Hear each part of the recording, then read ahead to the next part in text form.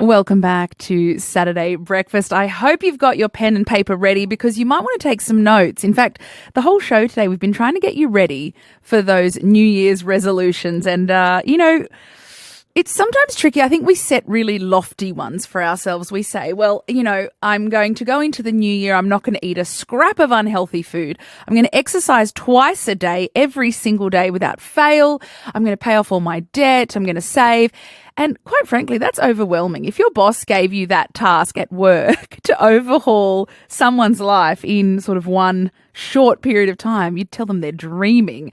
So instead, we've had this morning a financial expert talking to us about how to do our finances, how to look for the emotional root of spending, how to clean up our food environment, how to get ourselves understanding what our eating style is and how we might use that information to eat better in the new year. Of course, how to be kind to ourselves as well and understand that you will fall off the wagon sometimes. We now move into that mental, psychological headspace of constructing these resolutions. Highly respected local psychologist and sports person Sue Reid joins me to talk me through and maybe even make an example out of me. Sue, Merry Christmas belatedly and welcome to the show. Thanks so much, Emma. Good to be here. And lovely to have Jack with us in the studio. Where is Jack? Jack is over here watching you, our little therapy chocolate Labrador. He's always lovely Jack. Likes to come in. Most well-behaved dog that comes into the studio, although he is at the moment licking my feet, but I'll allow it. I'll allow it. No. That usually costs extra. But Now, 14 minutes past 8 here on ABC Radio Canberra, and let's dive right into it. Sue, New Year's resolutions, do they work? They can work if it's something you've been planning for a period of time. It is true, the research tells us about 80 to 90% of people will fail by the 1st of February for goals that they set for New Year's resolutions on the 1st of January. However, I think that's because there haven't been appropriate steps in place. There hasn't been what we call the pre-contemplation, contemplation, thinking about and planning for making adjustments and changes to lifestyle. So if it's a goal, I'm going to do this on 1st of January with no system set up, it is likely to fail. And this is exactly what we've been talking about this morning. We used the example of how is Jack okay? Normally he's good, but he's having a little zoomy moment. Sorry that's about okay. that. We all have those. And you know what? It's that weird time between Christmas and New Year. Everything's a little weird at the moment. It's all good, Jack. You be you. We were talking about, I used the example of, we say, it's easy for celebrities to be fit and healthy because they've got a personal chef and a personal trainer and whatever. But I think in saying that, we are implying that with the right amount of planning, anything is possible. And therefore, if we subscribe to that notion, we have to then say, well, setting a New Year's resolution without any planning and without any structure around it would be silly, right? Yeah. And I think, look, one thing that celebrities have, and this is definitely my goal too, personal chef, personal driver, all the things. But I think what they would really be doing in that case is setting the value and the intention of what actions are important and what outcomes they want. They just have more resources available, obviously, to automate those systems. So anything we can delegate or outsource to make it happen is certainly going to work. And they've just got bigger resources. We don't all have access to that. But I think what they do is set the intention. And I'm a big fan of going, firstly, I think we fail because we make a hope, not a system, and not a plan. And hope is not a plan. It's important, but it's not a system that's going to support you. So and really interestingly, we've got more research on behaviour change than we've ever had before. We know more about what to do, how to do it than we've ever had before. But we are finding that people are doing less and less, particularly of health-related outcomes, or even, like I said, financial goals and other things. And there's many reasons for that. One is, I think, the lack of systems and the lack of sitting down and really planning and applying these techniques. So one level, knowing there are many systems that can support us to implement our goals. We've got to do some research. We've got to plan. We do have to set appropriate intentions. And interestingly, we've got to plan for failure. And what I'd ask most people to think about, and the listeners to think about, is have you ever done anything in your life before that was good for you? Like eat well, good sleeping routine, exercise. Also, have you stopped doing that? Okay, so hang on. Are you asking in terms of have you ever done it and it's worked, or just identifying what you have stopped doing for yourself? Well, I think thinking back, most of us have probably done something that has worked. Yes. And we've also stopped doing it, which means we know we're going to fail. So that's part of human behavior. Knowing that means we can predict what the obstacles are going to be, and then we can plan around it. And I think this is something that we don't do particularly well. And if we look at there's many different parts of psychology we can look at now, and now we've got this informed approach of neurobiology, and like you were talking about earlier, around a better understanding of dopamine and then making that work for us. And really interestingly, I think you were talking about Boxing Day sales before the news. And look, I would say the best utilizers of psychological theory for behavior change are marketing and advertising companies. Of course. Because they thrive on it. They thrive on it because they understand us better than we understand ourselves.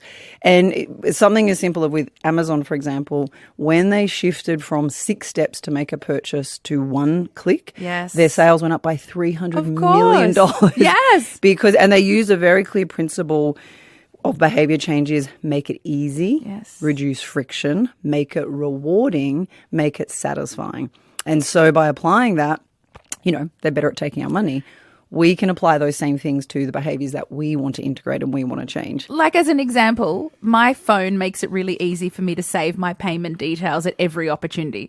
I never do that because I think that getting up and having to find my wallet and find my credit card is often enough of a deterrent, whereas if I could buy it with 1 click, I'd be in such big trouble. Absolutely. And that's the thing, if we want to implement positive changes, let's say it's New Year's resolution or any time in the year, we have to make what we want to implement easy and reduce friction, but we actually have a decrease friction, but we've got to increase friction and the number of steps to the alternative behavior. So something as simple as, let's say, hypothetically, I want to drink less wine this year. Why would you want to do that? I know, Sue? it's like crazy. I'm not saying it's an intention, but if I wanted to, if I come home and, unfortunately we've got a beautiful bar set up where you can see all the wine and the wine glasses are there, that cue, the craving, the simplicity, the reduction in friction makes it super easy. If I do something as simple as move the wine behind a cupboard or in the garage or somewhere, into the wine fridge there, and put the glasses away, that's going to increase my chances of doing the behavior I want, which is having less wine. If I get home and my partner has a wine glass out and it's got wine in it, you're in trouble. I'm in trouble. And I like to socialize and, not drink alone. But if we can just put a couple of steps in place, like not putting your credit card details in there, as simple as that can really transform outcomes and behaviors. And Sue, I want to make an example of myself. I'm always happy to share my own stuff that's going on in my life if it helps our audience to understand something in a practical sense. So the voice you're hearing is Sue Reed, locally well-respected psychologist, also a well-known sports person. You know who Sue is. She's been on the show many, many times, and she's brought in the wonderful Jack, who is now just sitting on my foot, and I'm actually enjoying that very much. He's just sort of having a little snuggle. But we are talking about setting New Year's resolutions and how you can do them in a constructive way that makes it easy, that removes the friction, that takes it to a level of planning where you have a system in place. Now, Sue, before we get to my particular one, I'm going to use you as free psychological advice today. You mentioned to me something during the week about the third space. Does that tie into this? Yeah, so the third space is this idea of cultivating spaces to pause and reflect, firstly, on past behaviour, on what's been happening, where we've come from, what challenges we've overcome, what's gone well, what hasn't gone well, and then resetting ourselves, so coming back to a state of stillness, and then using those reflections to plan for the future. And it's something that I think pre-smartphones and pre the busyness of our lives now, we had a lot of what we would call third spaces. So these little moments to pause, reflect, reset daily. But also if we think about the course of the year, lots of our rituals as human beings are about cultivating this idea of the third space. Yeah. So whether that's a funeral, celebrating an anniversary, whether it's milestones that we have in life, anniversaries in our relationships, these tie very deeply at a neurobiological level to us. And what they cultivate is opportunity to reflect. You go to a funeral, you reflect on someone's life. And I think very often you think, how does this reflection inform my values for how I want to live? Anytime I go through a stage of grief or a funeral, I think, oh, what's really important to me? From that reflection of that person's life, how does that inform how I want to live and how I want to show up? And what we've seen increasingly with the busyness of our lives is we really don't allow this little pausing space to reflect. And I think one of the reasons we think about New Year's resolutions, and this is, a very long human history of not just, the new year, but change of seasons, ending of one year, cultivating a new beginning. Yes. And all of this, New Year came from, initially pagan and then honouring nature and then Christianity. But I remember even when I was growing up, end of year, probably start of December, you'd start having on the radio, like, let's review the 20 top hits of the year, the top reflection. 20 video clips. What are the top news stories? These are the people that have died. Even our Spotify or Apple replay lists, that show us what did you listen to, that kind of thing. Yes. Yeah. And so that taps into something deep into us. As we started to move to the end of the year, we would often go through this process. And I think lots of that is missed now. Yep. But what it would allow us to do is then pause and reflect. And I remember times when, there were no distractions except for the cricket and ABC Radio.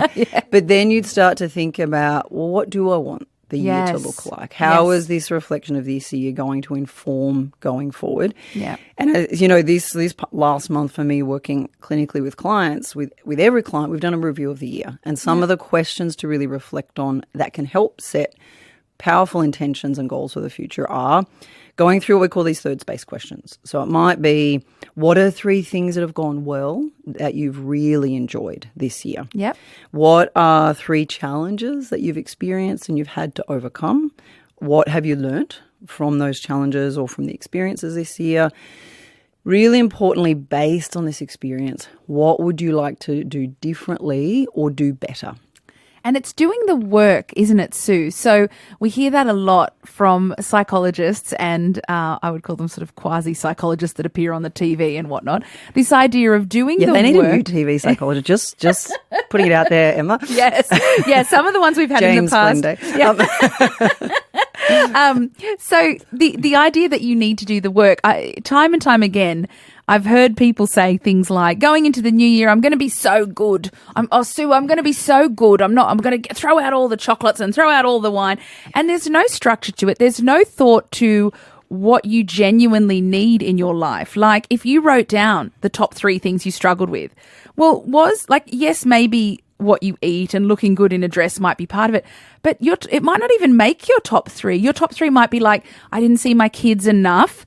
I felt overwhelmed at work and my car is rubbish, so it stressed me out all the time. Yes. And yet your New Year's resolution is, I'm going to be skinny for New Year. Like, it doesn't make sense, Sue.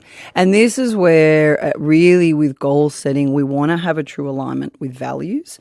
And that reflection piece is really important. And even getting ready for this today, we were having a chat around the table yesterday, Boxing Day table, going, ooh, what's Emma going to ask you? So, and then we're all doing a reflection on, well, what are the challenges been and the good things of last year? Because of course we all want to be fit, I want to be healthier. But when we thought about it, it was like, I had a significant birthday. Yes. Yes. It's my 21st, obviously. But we were thinking, all these people travelled here. We danced all night. We had an amazing time and this really positive connection. Yeah. And what we all took out of that was, how do we, what informs is we want to make more time to spend do that. Dancing and me performing. Karaoke. I was about to say, I heard you did a ripper of a song. That's right. But that, how do we intentionally set aside time? And I think this is the other thing we don't think about with goal setting and values is, what are we going to have to say no to in order to cultivate more time and space for that intention? So with all of that in mind, and I'm glad you spent half of your Boxing Day thinking about what I might ask you. I hope it hasn't been too grueling. Sue, with me, let's use me as an example. So my thing is exercise. I know I'm getting older, and so I need to think about, strength training and whatever. Now, in the past, I have never been a sporty kid and I've never really been an exercisey person, but I have definitely had pockets in my life where this has worked for me, right? I've definitely had I started doing parkrun years ago, got absolutely obsessed with parkrun, loved it, did it religiously. Anyway, by the by, I'm at a point now in my life where I'm like, you know what? I don't feel as good when I go running anymore. I can't really make that feel good again. And so then sometimes I just say, well, if I can't get all hot and sweaty and I can't run, then why bother? I'd rather just sit and, just sit at home, do something at home, whatever, or maybe do some work or whatever. And I have tried things like going to the gym. It's usually paying for a membership that I don't use. I've had a personal trainer, which ended up being, really exciting while they were there. And then I walk away and I feel really overwhelmed. So, Sue, that's my history with exercise. Very different to your history with sport and exercise, I'd imagine. How can I construct a resolution around that might actually work for me? Yeah, and I think so there's lots of things already in what you said before that we could utilize for the future. Yep. One, what I'd think about, we have to start with the why. Like, how will your life be different if you are stronger, if you exercise more regularly? How will you feel different? How will that change your life in a positive sense? So I'd want to think about that. We want to then come back to process. So the outcome, maybe you want to be stronger. That's really easy to set. Take 3 seconds. I want to be stronger. The process is we've now got to get really specific of when, where, how often. So context. I want to be stronger. That's not specific enough for our brain. No. And all the goal setting theory that people have often heard about, and I think have heard about so much, we discount it. It's got to be specific, measurable, achievable, realistic, and time bound. Say those again. So specific. Yep. So we need are you going to like 3 workouts times a week at 8 a.m. on Monday, 6 p.m. on Wednesday, 12 p.m. on Friday. So write this down. Number 1 is specific. Yep. It needs to be measurable. So what are we going to see in terms of changes, and are we going to track those changes? In terms of, for you, it could be, are you turning up? And that can be the first goal. And most importantly, it's the most important goal. A lot of people get hooked in trying to optimize things now rather than just showing up. So consistency is first, so it's got to be measurable. So 3 times a week, Emma, I'm going to call you up. Did you do it or not do it? Yes. And or you're have like, a I showed chart up. or something, we have a chart. Yep, it's like the off. reward system we do for kids when they've done eaten vegetables. Specific, measurable, it needs to be achievable, but it does need to stretch us. So we need to have stretch goals that we're probably going to fail at about 15% of the time. If it's too simple, we won't do it. There's not enough dopamine charge to get there. Yeah. If it's too overwhelming and too give up, feels like it's going to stretch us too much, we won't even start. So, and we often set goals that are too big. So specific, measurable, achievable. It needs to be realistic. So if I was working with you, I'd be saying, when in your life, Emma, with your kids, your family, your work, or your photo stuff, all the things you've got going on, what's realistic right now? Yeah. Now, you're telling me it's important because we want to say it's a value. We want to make it consistent. So we want to find the most successful time in your life, not in my life or someone else's. Yes. But we might look at it, you might say, look, I take the kids to sport on Monday nights and then I sit in the car scrolling my phone. We go, okay, so is this a pocket of time that I we could go for a walk? Yeah, it could be a walk. It could be we set up a little body circuit routine of walk, squats, walks, push-ups, walk, sit-ups. And then you've utilised that pocket of time, which may be the only time for you. Most people say to me, oh, Sue, I'm going to start 1st of January at 5 a.m. And my first question is, have you ever been up at 5 a.m. before in your entire life? Not unless they're paying me, Sue. Exactly. And that's what's funny about it, isn't it? That people will set these lofty goals. And I use the word lofty because that's exactly what they are. You know, they say, I'll be good. I'll get rid of all the junk food. I'll do it every day. This delightful, beautiful young personal trainer that I had at one point years ago, I remember him sort of saying, I had 2 little kids at the time, very little. And he was sort of like, right, like I reckon if you can just hit the gym for weights, like every morning, like, you know, before everyone else wakes up, if you can be here for half an hour, for even 4 days a week and maybe 2 classes and you walk every evening, you'll be fine. And I remember feeling so kind of, okay, like I've got enthusiasm, I've got willpower, I can do that. I didn't last a week, Sue. No. If it's too big and too much too soon, there's a few things that happen. The emotional overwhelm is too much. So we won't start it. So it's got to be a stretch, but achievable. The other thing is we like feeling successful. James Clear, who's written the book Atomic Habits, which talks all about behaviour change, he says whatever we're going to start with, you need to be able to scale it down to a 2-minute routine a day to start with. So with one guy he worked with, he just got him to go to the gym, touch the door, and leave. Oh, I've seen this. Yeah, that was the start of it. I've seen this with eating, with healthy eating. There was a person on social media who's psychologist or somebody they said like every day, all you have to do is have, like you start off with like one meal that you sit down and enjoy. And I think for 2 weeks, like all you do is sit down to eat that meal just to reinforce the idea that we don't eat on the run. Like it was something really simple that seemed like nothing. So mindful eating, like if you can get people to sit, take 4 deep breaths. I worked with a woman just on mindful eating, didn't tell her what to eat, anything else except sitting, breathing, using a knife and fork, taking time. She lost 58 kilos just by paying attention. Just by paying, because then she started to work out what's pleasurable, what's not pleasurable, what am I actually reacting to, what do I want, and aligning it with values. And so this values alignment is really key process, so that you've got to set the goal, but then weirdly you've got to let go of the goal and you've got to focus on process, when, where, how often. It's got to be realistic and achievable. So the SMART goal is specific, measurable, achievable, realistic, and time-bound. So time-bound. What was that? So time-bound can be like, when would I like to achieve it by? And also, let's say if it's strength work, realistically, maybe you've got 20 minutes 3 times a week. So, and we need to be specific. If we want to create a goal of getting stronger, then we don't want to get overwhelmed. So we want to keep it really simple and we want to keep it really specific. And I think now, and I've noticed this myself this year, because I research this all the time and all health things, I get completely overwhelmed. Like I've got to do my sauna and my ice bath and I've got to do my meditation and I've got to go to the gym and I've got to do spin. It's a lot. And I do this, and then I'm just like, oh my gosh, I will just sit on the couch. And we spend too much time trying to optimize it rather than realize consistency over intensity. Maybe 2 quick takeaways. One is we don't rise to the level of our motivation. We fall to the level of our systems. Say it again. So we don't rise to the level of our motivation. We fall to the level of our systems. That's so good, Sue. Because it's that old adage that I mentioned earlier in the show, fail to plan to fail. Like if you don't have the systems in place, saying you're going to be good, saying you're going to exercise, it's just not going to work. No. And consistency over intensity. So showing up 3 times a week, you're not going to get the benefit now. So you do need to like link it to I'm proud of myself. The reward is I showed up. I'm proud of myself. Yes. And I avoided the disappointment of feeling the failure. Yes. But if you can show up in 1 year's time, if you do 3 strength sessions of 20 minutes 3 times a week, you are going to be a completely different person. You are. And that's focusing on the identity and the values that you've connected with. And the process is I just got to show up. Doesn't matter if it's perfect, 3 times a week for 20 minutes.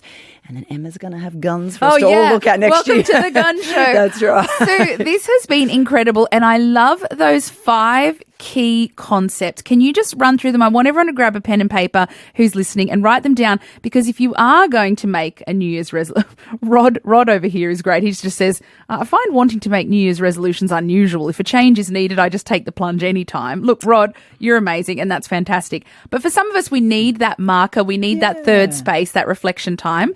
Sue, they're going to write them down. What are the 5 things about setting a goal? So setting a goal, firstly align it with values, but then make it specific. Yep, and specific. So that means what's the goal, but then when, where, how often, how long for. Yep. It's measurable. Yep. So I can call you up and we can measure, did you do it or not do it? Yes. And can we track it? And the evidence says tracking roughly weekly. Okay. Whether that's did you do it, is it weight, whatever it might be. Just to check in with yourself about whether it's happening and be honest. Is it achievable and does it stretch you? So not so much that overwhelms you, but it does need to stretch you. Sweet spot. So if we said 3 times a week right now, it's probably going to stretch you from 0 strength sessions. Yes. Maybe we start with 2. Maybe that's more realistic. But so, you stretch it just enough that you're getting a bit of dopamine saying, oh, I did it. And but you're not so anticipating much. the reward. Yeah. Specific, measurable, achievable. Got to be realistic within your life at this point in time. And that's where we do lots of questioning in psychology. When, where, how is going to work for you. Realistic and then time bound. Fantastic. So get that context, when, where, how. Yes. And I would say it's not in that acronym, but plan for the obstacles. So you need a plan B, C, D, E, F. Yes. And make the habits you want obvious. Make them attractive, make them easy, make them satisfying. And I think for you earlier, you said like you got into park run. Yeah. community and connection's probably the biggest thing that draws us towards that. So if going to the gym for me, like that's where I grew up. I grew up at the AIS in the gym, slept, that's ate, your did people. everything. I'm like, this is how I feel great. But for those of us that don't feel that, Sue, what we can do is we can replicate that. The reason I got into parkrun is because I was going with my best friend. And the reason we were both enjoying it was we had between us 4 very small, loud children at home who we actually enjoyed having a little break from. Absolutely. So in actual fact, it was enough to get me up at 7 a.m. to get out there by 8 because I thought to myself, this will be my only pocket today when no one is asking me for anything. Yes. And that is actually a radical act of self-compassion as well. So for me, like again, going to the gym now, because I'm with people all day, every day, I'm like, if I go because I want to lose weight, at the end of a hard day, it's not motivating. If I think exactly like you, this is my one chance today to clear my head, to decompress, to take care of myself, I am going to follow through 100% more often. If I'm accountable to another person or community, we all become about 400% more likely to follow through. And studies have shown that if you download the ABC Listen app while you're working out, it's 175% more effective. I'm pretty sure that's true. And which I do if I'm walking up Mount Ainslie, I'm on that. I'm listening to ABC Radio Canberra. You are wonderful. Thank you for coming in. I love your positive and structured approach. I feel like you're there holding my hand while I'm at the gym, just making it seem possible because you've broken it into the little chunks rather than the lofty goals. We can make this a year-long plan. We'll be checking in every week, Emma. Have we done the strength sessions? We could do them together. Don't hold me to that. But Sue and Jack, thanks for coming in today. It's been an absolute pleasure, and I'll wish you in advance a happy new year. Thank you so much, Emma. Sue Reid, local psychologist, prominent sportswoman, and someone that we love having on the show with her dog, Jack. You are listening to 666 ABC Radio Canberra. Here's Zakasha Marlin with the news headlines. Thank you, Zakasha. Are you making any New Year's resolutions? Yes, I want to read 10 books. Oh, I know. Sue just popped up there. Sue, go on. Go on. No, that's a brilliant resolution. I know, I always say a day. it, but I only got to 6 this year. I really slipped, so I need to do better. Sue, immediately, I know, and by the way, the gardening program is coming up. Graham Willow-Williams is sitting here incredibly patiently, but we just have to take advantage of this resource while we've got Sue here. Sue, in terms of your specific, measurable, et cetera, yeah, and if it's achievable, so if it's 10 books, that's like near one roughly every 5 weeks. And then breaking it down to, is it 10 minutes a day? Like when and when are you most likely to do that? Is it when you get into bed? What do you need to stop doing in order to start doing that? Which is most likely bury the phone in the backyard. But even the steps Emma was saying, put it in I've got a lot of clients now, we plug the phone in just outside the bedroom door so they can still hear the alarm in the morning. That before, yes. But we've got to create a space and an environment to read. So trying to read in the same space you'd normally watch Netflix is less likely to work. So finding a new cue, a new environment. But when we start, because I always go, I'm going to read 40 books. But then I go, when and where and how was I going to do that? You're an overachiever. No, because then you do 0. Yes. So if you go 10 books, that's achievable. Yep. And you might break it down and go, is it 10 to 15 minutes a day? And then you've got to pat yourself on the back and go, I did the 10 minutes. Yes. And I'm more likely to do that tomorrow. Yep. But that makes, I think it's very achievable, but the specifics of when and where and how. Okay. And then you create the environment, create the reward, and you do have to pat yourself on the back because then you're more likely to do more of it. I feel like that's going to be my resolution as well. Thank you. There you go, Zakasha. Write that down. We'll see you again in an hour. And Sue Reid, again, thank you for your time this morning. You are listening to 666 ABC Radio Canberra.